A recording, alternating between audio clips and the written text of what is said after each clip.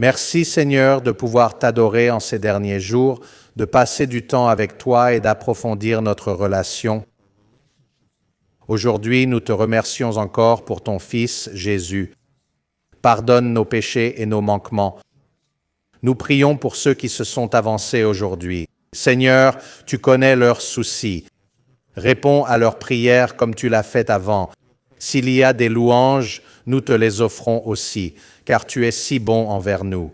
Nous prions pour la prochaine conférence générale. Nous demandons une effusion du Saint-Esprit sur nos leaders et délégués pour révéler ta volonté pour ton Église. Merci pour l'Église Hilltop de Granite Bay, tes bénédictions sur nous, nos membres et ceux qui nous suivent de loin. Sois avec Pasteur Doug d'une façon spéciale pour son message aujourd'hui. Oins ton serviteur et prépare nos cœurs à recevoir ce message spécial. Seigneur, nous t'aimons et voulons être avec toi bientôt, alors prépare-nous, nous et nos familles. Nous demandons tout cela en ton nom. Amen. Amen.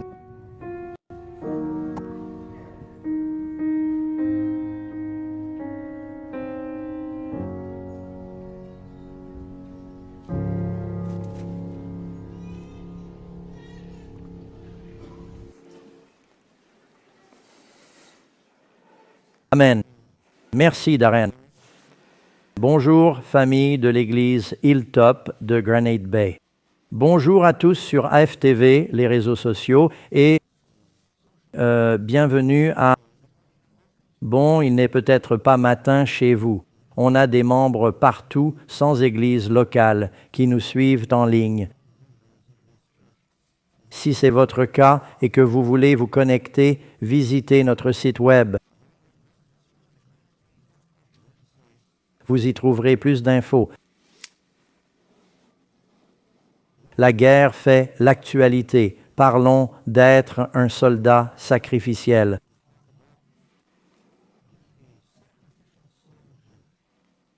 Une guerre spirituelle se déroule aussi autour de nous.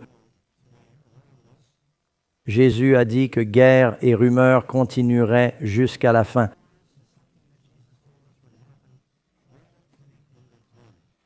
On pense que chaque conflit est la fin, mais Jésus dit le contraire. Il a dit, vous entendrez parler de guerre et de rumeurs de guerre. Veillez à ne pas vous troubler, car ces choses doivent arriver, mais la fin n'est pas encore là.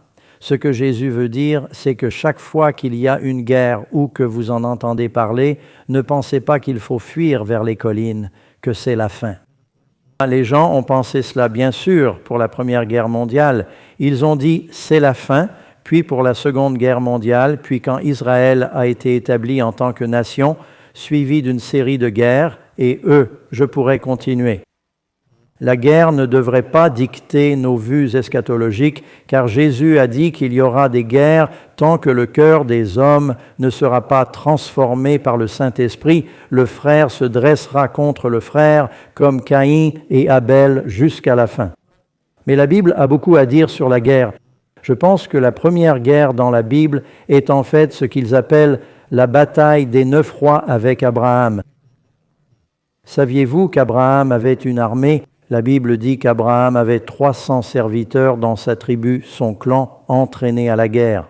C'était prévisible et inutile d'avoir des armes sans savoir former vos soldats. Et la Bible se termine par la guerre. Dans l'Apocalypse 19, Christ arrive, chevauchant et guidant les armées célestes.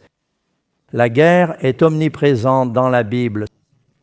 Certains disent « c'est un livre sanglant », mais ces guerres nous enseignent sur un conflit réel que nous vivons tous.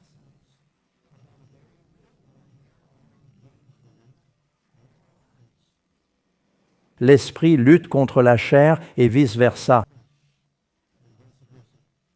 Nous sentons tous un combat intérieur entre Christ et Satan, le bien et le mal. C'est la nature spirituelle contre la nature charnelle. En lisant la Bible, ne voyez pas que l'histoire des guerres. Ces récits nous parlent du combat entre le bien et le mal dans le monde et en nous. Aujourd'hui, nous allons en apprendre davantage à ce sujet. Vous savez, je vais commencer par une écriture. Pardon aux gens du studio et aux traducteurs espagnols, car je saute parfois dans mes notes. 2 Timothée 2, 3. Paul a dit « Endure les épreuves comme un bon soldat de Jésus-Christ ». Nul engagé dans l'armée ne s'embarrasse des affaires de la vie pour plaire à celui qui l'a enrôlé. Alors, qui fait partie de l'armée du Seigneur? Vous vous rappelez quand on chante ça à la garderie? Je suis trop petit pour l'infanterie. Qui connaît cette chanson? Vous savez d'où vient la mélodie? La vieille jument grise n'est plus ce qu'elle était. Exactement, c'est la vérité. Quelqu'un a changé les paroles. Ce n'était pas une chanson chrétienne. Je viens de gâcher ça pour vous, non? Quand vous chanterez à la garderie, vos enfants diront « c'était une chanson de bar ».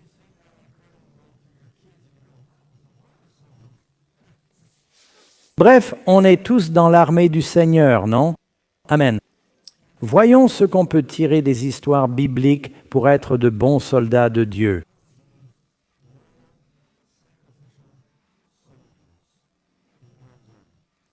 Commençons par parler des vaillants guerriers de David. La Bible dit que David était imbattable, contrairement aux autres généraux, même Napoléon. David est l'un des rares dans l'histoire à n'avoir jamais perdu une bataille. Même Josué a perdu la première bataille d'Aï. David, lui, n'a jamais connu la défaite. La Bible raconte que quand Saül traquait David, les mécontents l'ont rejoint.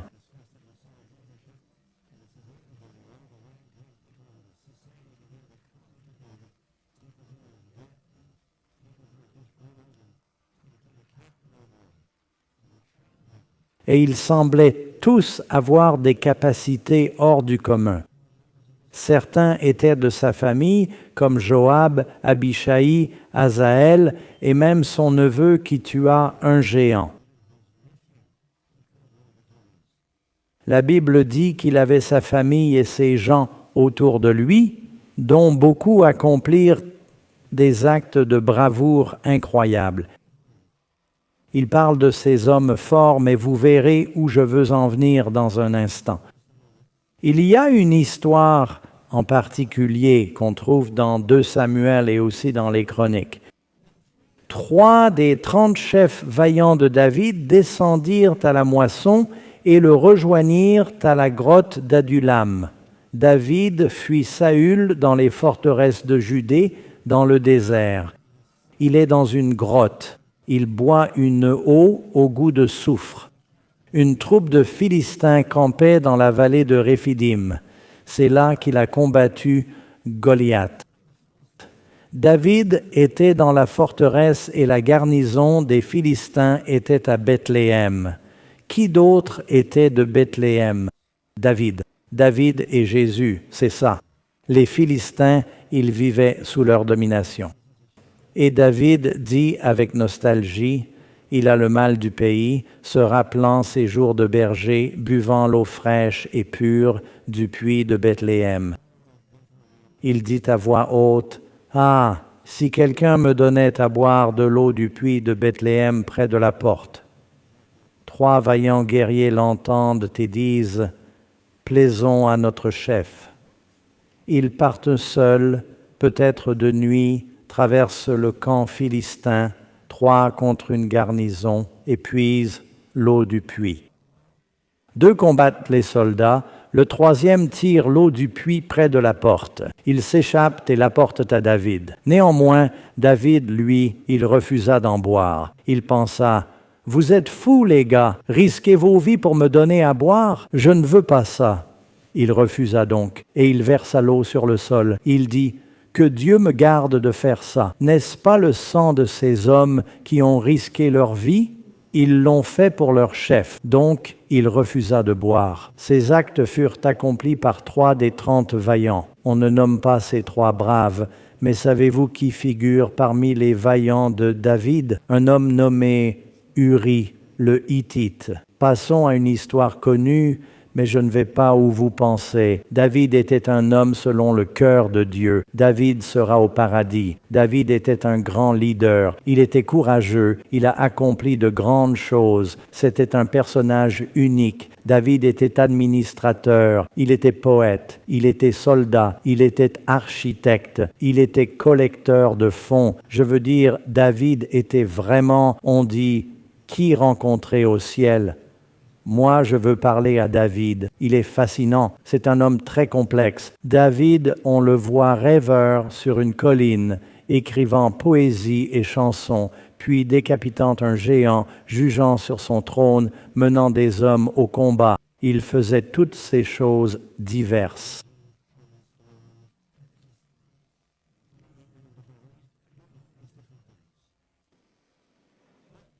Mais au sommet du succès de David, Joab combat le dernier ennemi. Eux, ils étaient pratiquement vaincus. David était cerné d'ennemis à son arrivée au trône, Philistins au sud, Syriens au nord. À l'est, Moabites, Édomites, Ammonites, et dans le désert, les Amalécites, tous attaquant Israël. David les vainquit un par un, les Ammonites en dernier. Joab assiégeait Rabat, la capitale. David rentra, pensant, ce sera vite fini.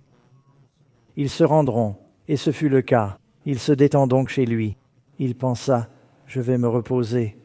Il aurait dû être avec ses soldats, mais il restait chez lui. L'après-midi, après un bon repas, il fait une sieste. Il se réveille, il monte sur le toit pour prendre le frais. Et de là, il aperçoit...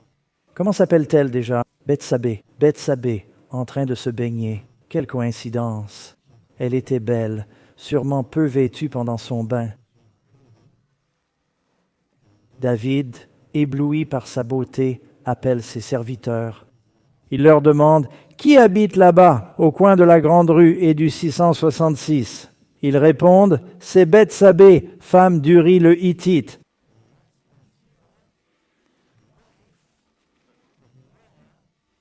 Vous savez, un de vos vaillants guerriers, probablement un capitaine ou sergent.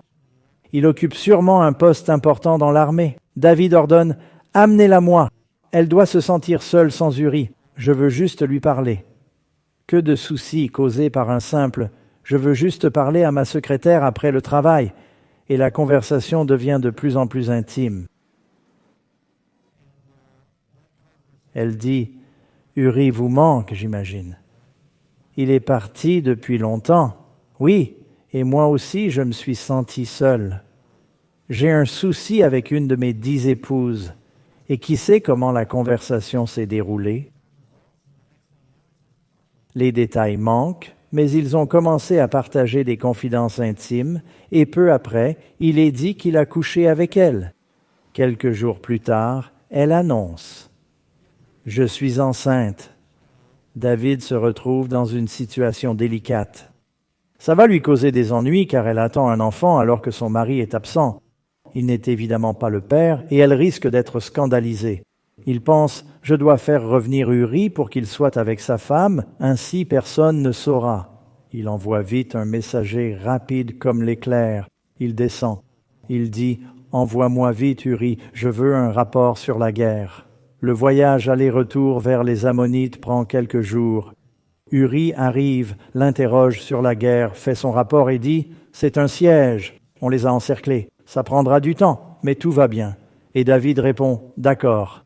Tiens, je veux te donner un repas spécial. Rentre chez toi, profitant, et merci pour le rapport. » Il est sûr que tout soldat revenant du front, après avoir mangé des rations et campé avec des hommes malodorants, rentrera chez lui, surtout marié à Bethsabée.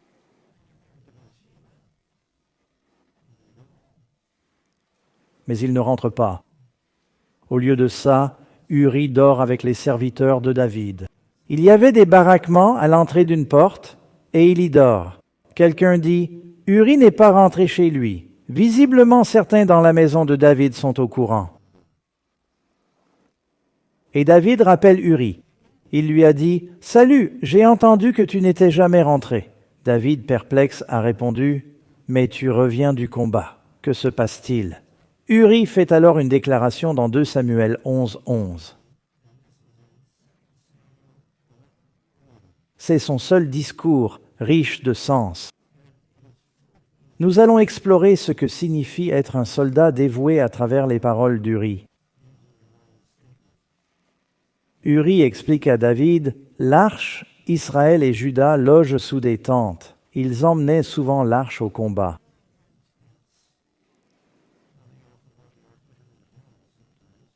Mon seigneur Joab, le général, et mes compagnons d'armes, les autres soldats, campent dans les champs. Ils sont en pleine bataille. La mission n'est pas encore terminée. Quel exemple donnerais-je? Je rentre chez moi, mange, bois et couche avec ma femme, puis il fait un vœu. Il dit, « Sur ta vie et ton âme, je ne ferai pas ça. Je ne vais pas rentrer et me vanter d'avoir fait la fête en mission officielle. » Il dit, « Je ne me reposerai pas avant la victoire. On a presque vaincu tous les ennemis. On a presque fini avec les Ammonites. » Il a dit, « Je vais tenir bon. Je veux montrer l'exemple à mes soldats.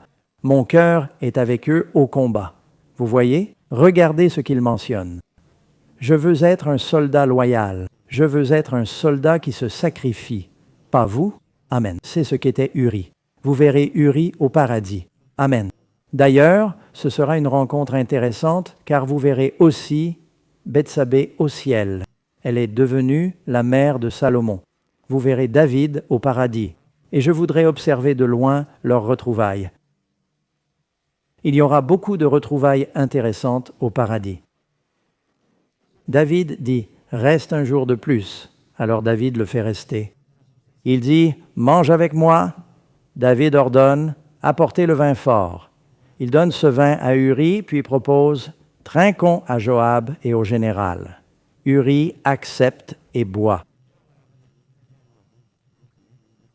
Buvons aux soldats, et il boit encore. Et il commence à porter des toasts. Il essaie de le saouler. Poliment, il prend des gorgées, et bientôt, il est ivre.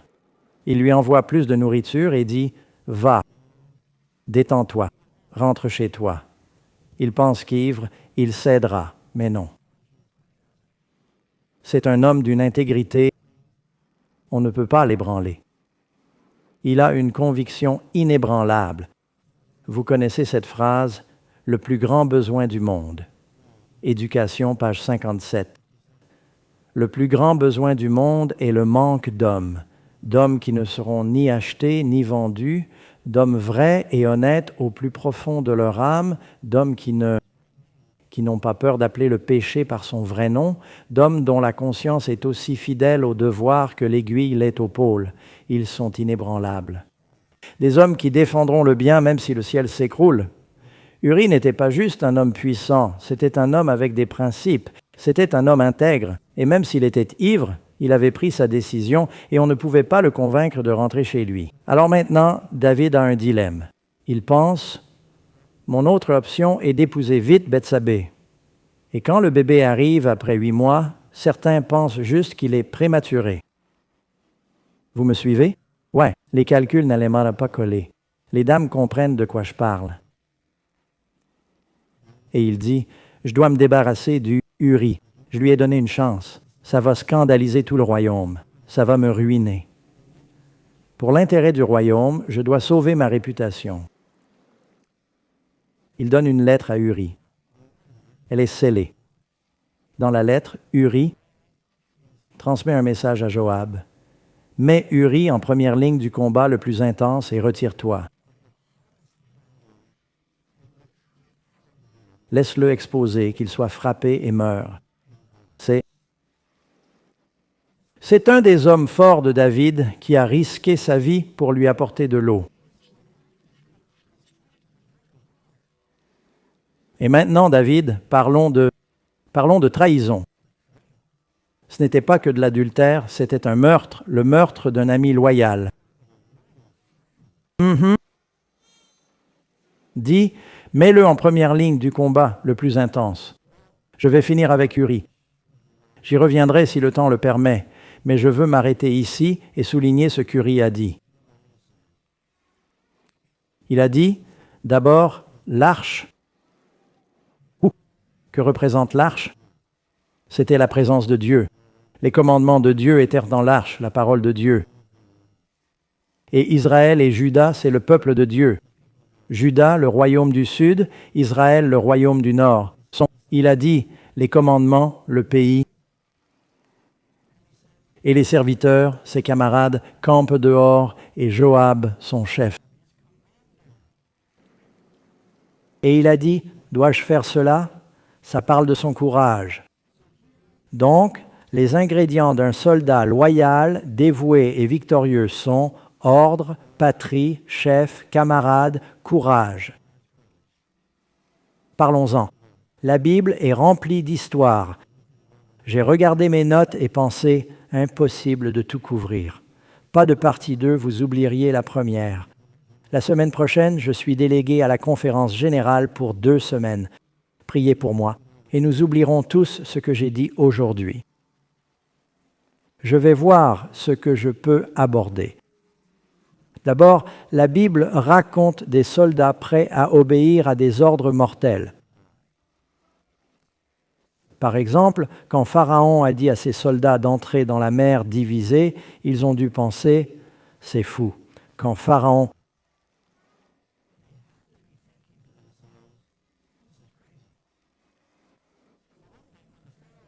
Écoutez, ils venaient de subir 10 plaies et Dieu était clairement du côté des Israélites.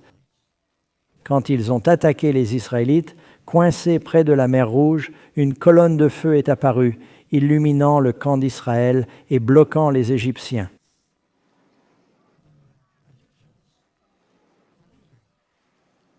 Cette nuit-là, Dieu fend la mer Rouge d'un grand vent, les Israélites traversent et la colonne les suit dans la mer. Imaginez-vous, soldats de Pharaon, voyant ces eaux se dresser et se séparer. C'est une mer entière. Ce n'est pas un simple gué, c'est une mer. Des murs d'eau. Et Pharaon dit, attrapez-les. Moi, conseiller de Pharaon, j'aurais dit, Majesté, réfléchissons. Ça s'est mal passé jusqu'ici.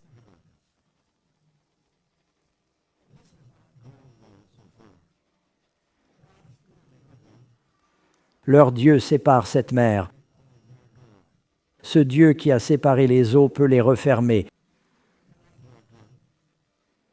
Voulons-nous vraiment finir par un acte de défi en poursuivant les Israélites, nous mettant en danger? Mais Pharaon, furieux et plein d'orgueil, a dit « on les a laissés filer ». Vous savez, tout au long du chemin, son cœur s'était endurci.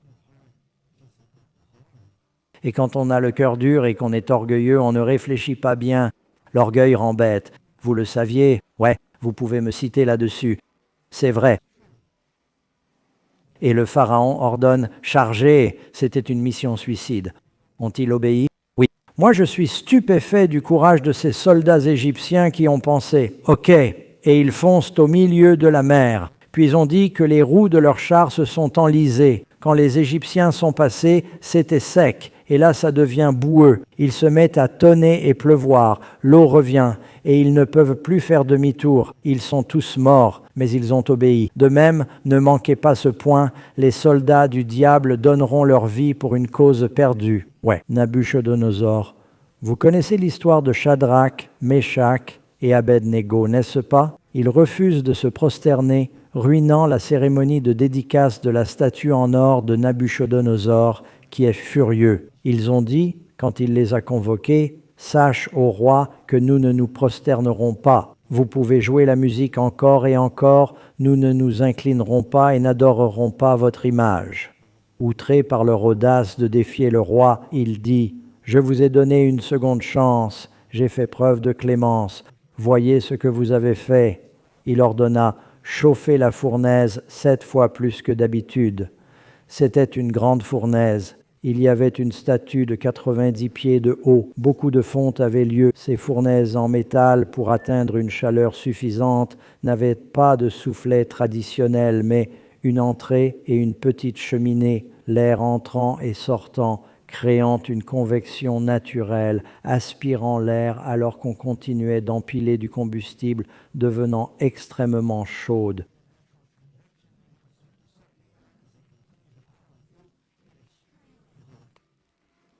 Puis il dit aux soldats, attachez Shadrach, Meshach et Abednego, jetez-les dans la fournaise. Il est dit que la fournaise est chauffée 7 fois plus que d'habitude.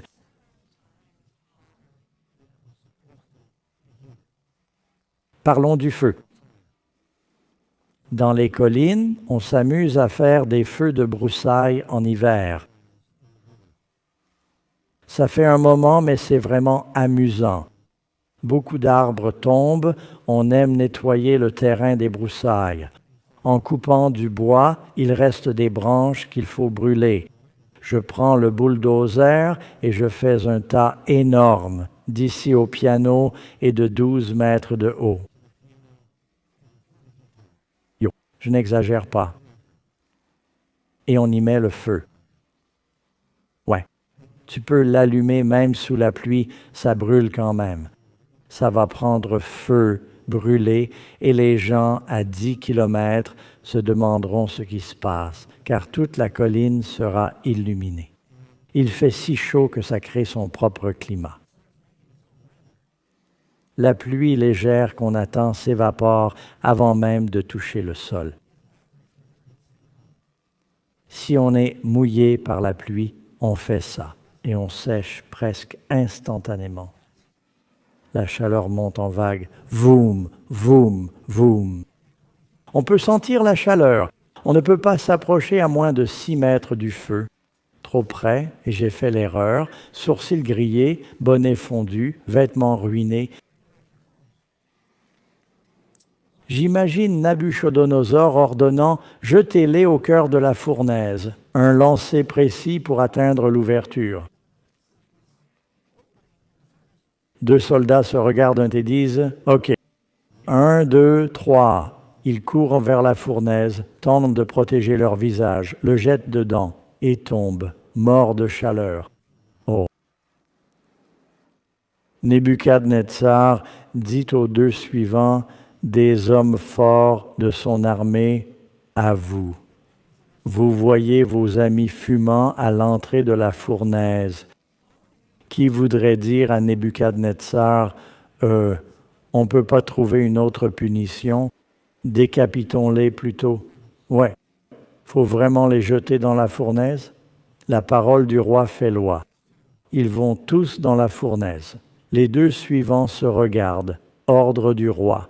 Ils prennent Meshach, comptent jusqu'à 3, courent vers la fournaise, le jettent et s'effondrent, vaincus par la chaleur. Le 3e groupe, vous imaginez, ils doivent être découragés. Ouais, Nabuchodonosor dit, allez-y. Obéissent-ils? Oh que oui, oui. Ça ne demande pas du courage, ça? Ouais. Ouais. Notez qu'avec le Pharaon, les soldats périrent par l'eau. Avec Nabuchodonosor, ils périrent par le feu, l'un baptisé dans l'eau, l'autre dans le feu. La Bible dit « Sans naître d'eau et d'esprit, pas de royaume des cieux ». On doit être prêt à plonger dans l'eau ou le feu quand notre roi l'ordonne. C'est fou, ces communistes fanatiques. J'ai un ami vétéran de Corée. Il m'a parlé d'une attaque féroce. Les Nord-Coréens déferlaient d'une colline. Il dit, on avait de l'artillerie, des mitrailleuses. On les fauchait, ils continuaient d'arriver. Nos armes fondaient. C'était terrible, tant de vies perdues. Des vrais zélotes. Ce n'est pas qu'ils se battaient pour Dieu, mais pour aucun Dieu. Ils étaient si convaincus de leur croyance qu'ils étaient prêts à mourir pour elle. Pendant la Seconde Guerre mondiale, il y avait le vent divin, les kamikazes prêts à mourir pour l'empereur, écrasant leur avion sur un navire. Aujourd'hui, on a des djihadistes extrémistes qui se font exploser, croyant aller au paradis. Ils sont si zélés pour leur cause qu'ils sont prêts à mourir pour le diable.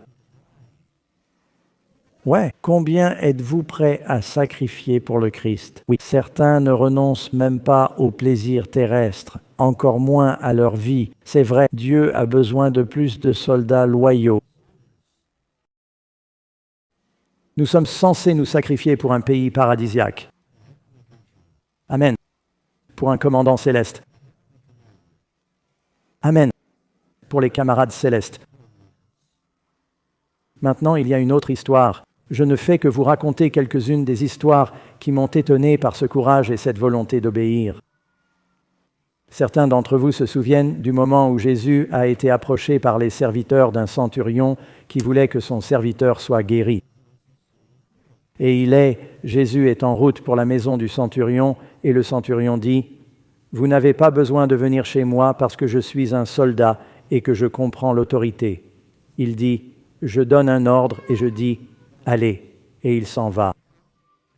Je dis, « Venez », et il vient. Vous n'avez pas besoin de venir, donnez simplement l'ordre. Et Jésus a dit, « Je n'ai pas vu une telle foi dans tout Israël. » Mais le centurion dit essentiellement quelque chose que tous les Romains comprennent, que lorsque le roi dit de faire quelque chose, vous le faites. Vous ne posez pas de questions.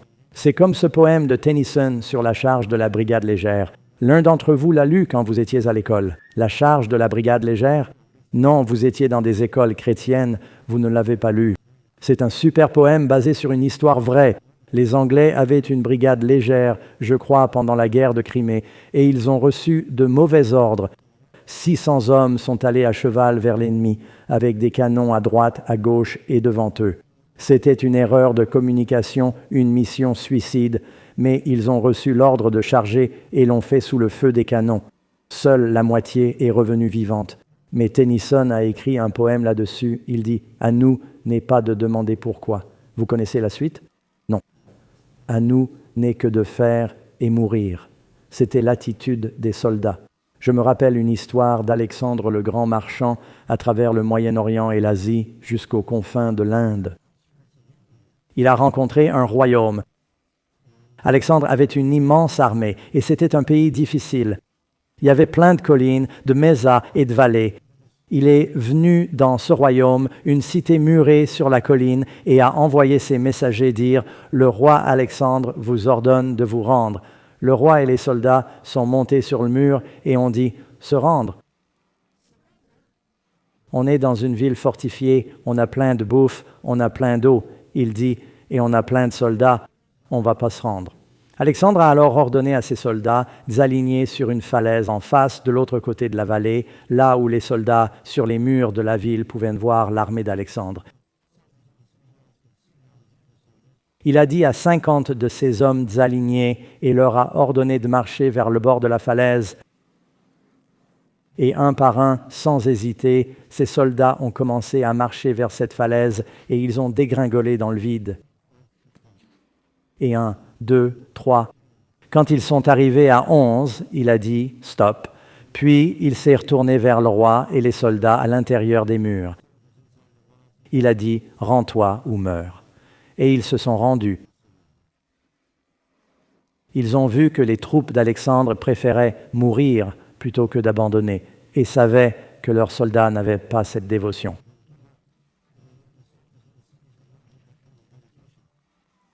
Selon les historiens, Alexandre était souvent le premier à escalader les murs, ce qui rendait ses soldats si dévoués.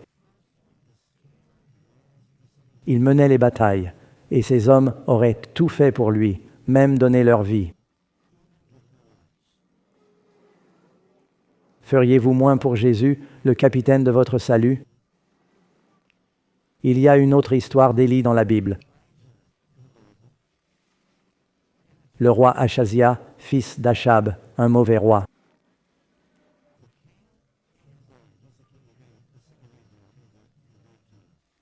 Il est tombé à travers le treillis de son palais et s'est gravement blessé. Il avait des blessures internes et ne savait pas s'il allait survivre.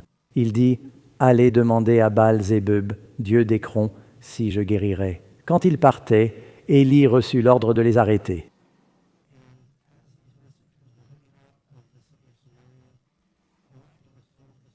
Il les intercepta et dit « Retournez dire à votre maître, pas besoin d'aller voir Baal-Zébub.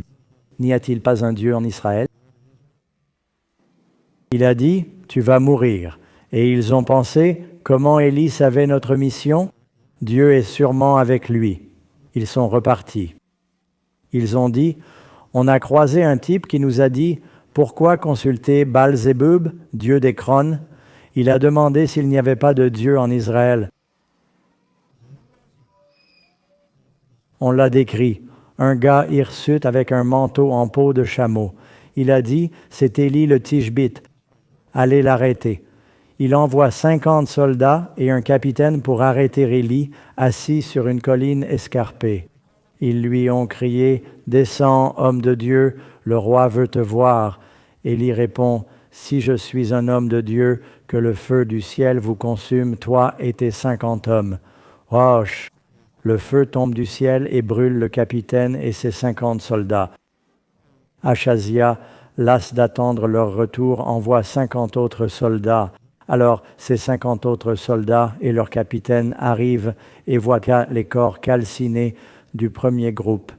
Élie est là-haut sur sa colline. Ils comprennent ce qui s'est passé, car Élie avait déjà fait descendre le feu du ciel. Vous vous souvenez du mont Carmel? Et le capitaine suit ses ordres. Il dit, « Homme de Dieu, descends tout de suite. Le roi veut te parler. » Il répond, « Si je suis un homme de Dieu, que le feu du ciel vous consume, toi et tes 50 hommes. » Ouch! Brûlés, tous morts. Le roi s'entête. « Je vous l'ai dit, l'orgueil rend bête. » Ouais, il dit, « Envoyez 50 autres. Arrêtez ce prophète. » Le troisième capitaine arrive. Il voit 100 corps carbonisés, sans compter les chevaux. Il dit, « Homme de Dieu, je dois obéir au roi. » Les 50 premiers sont venus et ont péri. Les 50 suivants aussi ont été détruits. Je t'en prie, épargne ma vie. Une attitude différente, non? Ouais. Et Dieu dit à Élie, « Celui-là me plaît. Va avec lui, dit-il. Ne le brûle pas. » Il vient humblement. Élie alla transmettre le message au roi qui mourut. J'ai admiré le courage de ces soldats partant ainsi au combat. Et que dire de plus? Le temps me manque, je le vois bien pour vous parler de Samson.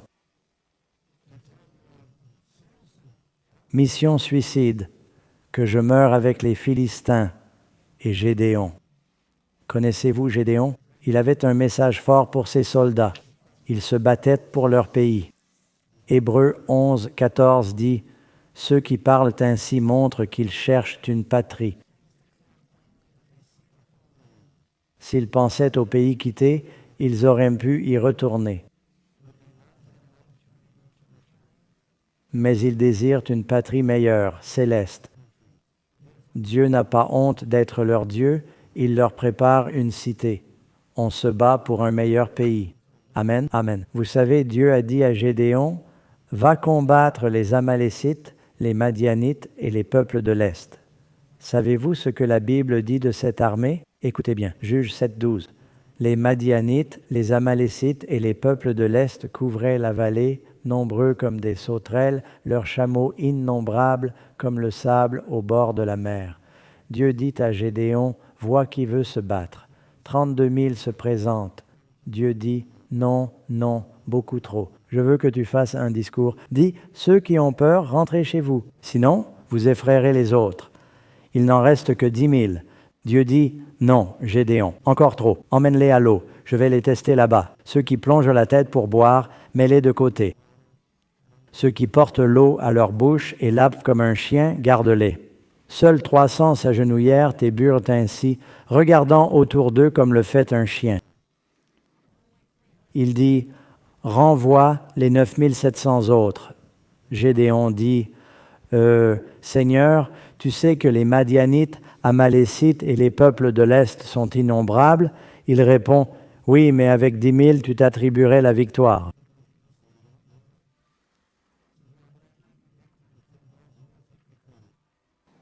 Il dit, je dois éliminer les craintifs et les insensés. Avoir la foi, c'est bien, mais ne tentez pas le Seigneur. Il dit, il me faut des braves, mais intelligents. Par ces 300, vous vaincrez. La nuit, ils prennent leurs lampes. Ils ont des bougies dans des pichets d'argile encore invisibles. Chacun a une épée et une trompette. Ils encerclent la vallée de Megiddo. 300 d'entre eux, tous dispersés. Écoutez ce que dit Gédéon. Dieu lui dit, par les 300 qui ont la paix, je te sauverai. C'est Juges 7:7. Au verset 17, il leur dit, regardez-moi, dit Gédéon, faites comme moi. Quand j'arriverai au bord du camp, imitez-moi. Que me dit Jésus? Que vous dit-il? Regardez-moi, faites ce que je fais. C'est quoi un chrétien? Un disciple du Christ. On sonne quand il sonne, on casse les cruches quand il les casse. On crie quand il crie. Certains crient trop tôt. Faut attendre. Le timing est crucial. Et soudain, ils ont brisé les cruches. Les gens dans la vallée ont vu ces lumières les encercler. Ils ignoraient qu'ils n'étaient que 300. Ça semblait être 300 000. Tous soufflèrent dans les trompettes et criaient. Les Madianites, Amalécites et Édomites ont paniqué. Ils se sont retournés et battus entre eux, et Dieu a donné la victoire aux soldats courageux. Ils étaient prêts au sacrifice. La Bible nous dit que Jésus était sacrificiel.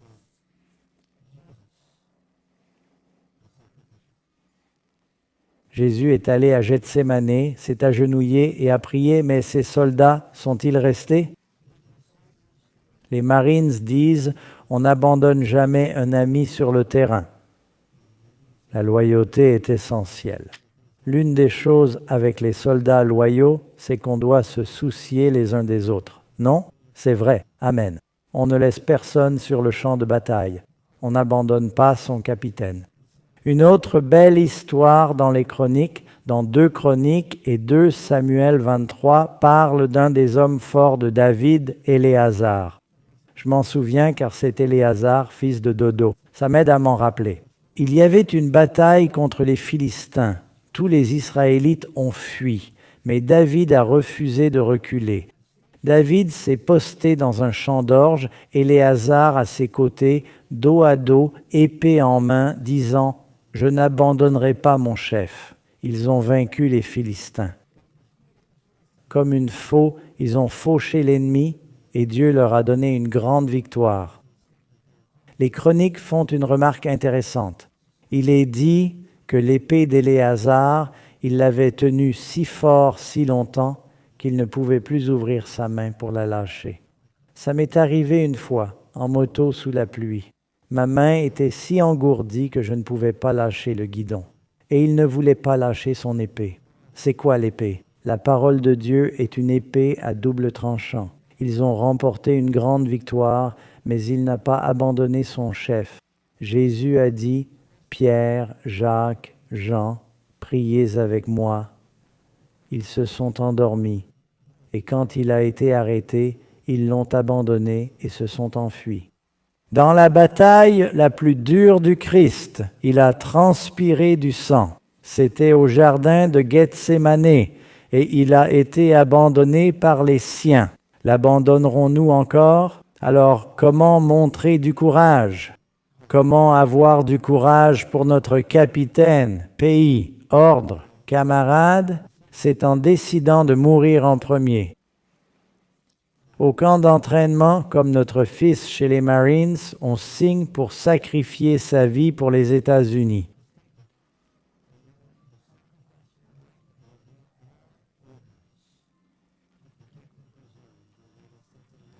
En gros, on dit « je vais mourir maintenant ». Vous savez ce qu'on dit aux Marines? Ils disent « battez-vous maintenant, vous dormirez quand vous serez morts ». Bref, ils risquent leur vie pour combattre l'ennemi. Dieu nous appelle. Il y a une bataille. Vous le savez, amis? Oui. Beaucoup sont focalisés sur le Moyen-Orient maintenant. Ma question, sommes-nous crucifiés avec Christ? Amen. Si on meurt au péché, la seconde mort ne nous inquiète pas. On dit que si on meurt, comment ça va déjà? Oui, si on meurt une fois, non, faut mourir 2 fois. Pas besoin de craindre la seconde mort. Mourir en Christ, c'est ne pas craindre la seconde mort. J'ai un trou de mémoire là. Vous y étiez presque. Ah, si on n'est qu'une fois, on meurt 2 fois. Exact. Né 2 fois, on ne meurt qu'une fois. Amen. Né 2 fois, pas de souci pour la seconde mort. C'est ce que je voulais dire. Amen. Je mélangeais mes métaphores. Mais si on est déjà crucifié avec Christ, j'ai une anecdote. Je sais, j'ai un peu dépassé. J'ai entendu une histoire sur un camp de prisonniers de guerre pendant la Seconde Guerre mondiale dans l'un des camps de la mort. Un prisonnier s'est évadé. Pour se venger, les nazis ont dit « Pour décourager d'autres évasions, nous choisirons 10 d'entre vous qui seront mis en isolement et mourront de faim. » Avant qu'ils ne choisissent, un prêtre catholique s'est avancé et a dit « Je me porte volontaire pour mourir à la place de l'un d'eux. » Ils l'ont mis dans ces petits trous confinés et après 10 jours, ils lui ont fait une injection létale car il était encore en vie.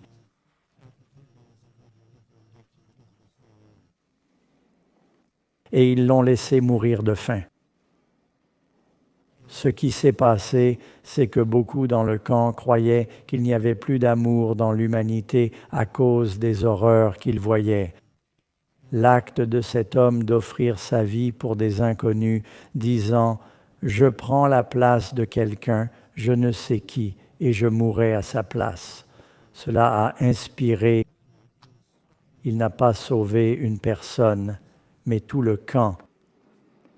Son sacrifice a montré qu'il y a encore de l'amour, qu'il ne faut pas désespérer que l'humanité soit sans espoir et mauvaise. Il y a encore de l'espoir, de l'amour, du sacrifice. Si on fait comme Jésus au jardin, pas ma volonté, mais la tienne. Amen. Si on prend notre croix pour être crucifié avec Christ, on devient un soldat du sacrifice. Je veux être dans l'armée du Seigneur. Et vous? Amen. Avez-vous lu Éphésiens 6? Oui. Revêtez l'armure de Dieu et tenez ferme.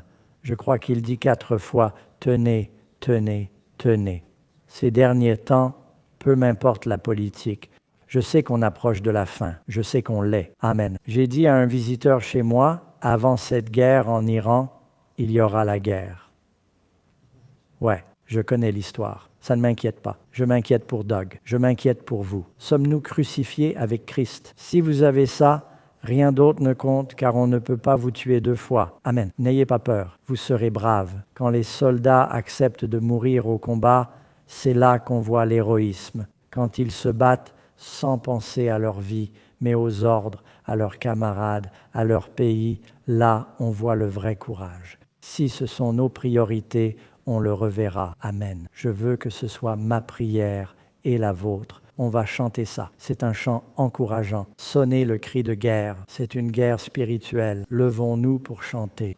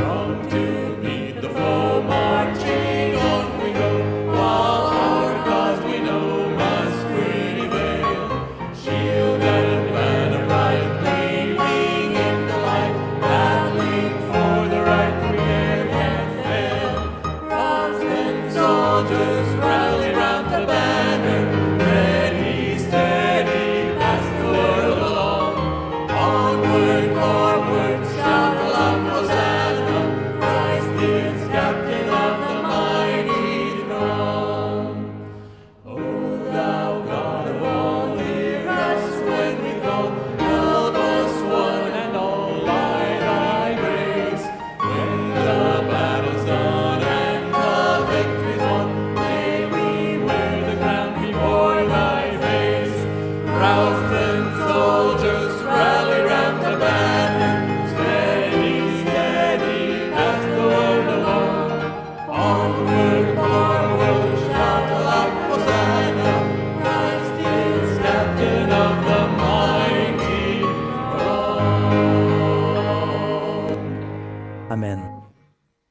vous suivez le fils de David, vous ne perdrez jamais. Amen. Amen. Uri apporte le message à Joab. Joab lit l'ordre. Mets Uri en première ligne du combat le plus dur, puis retirez-vous pour qu'il soit frappé et meure. Joab, sans comprendre, obéit. Il place Uri au front le plus violent, près des portes, face aux meilleurs soldats ammonites. Uri, charge les murs avec ton groupe. On vous couvre. Uri pensa, pourquoi?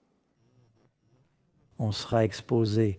Il obéit et charge, mais l'armée recule au lieu de le couvrir.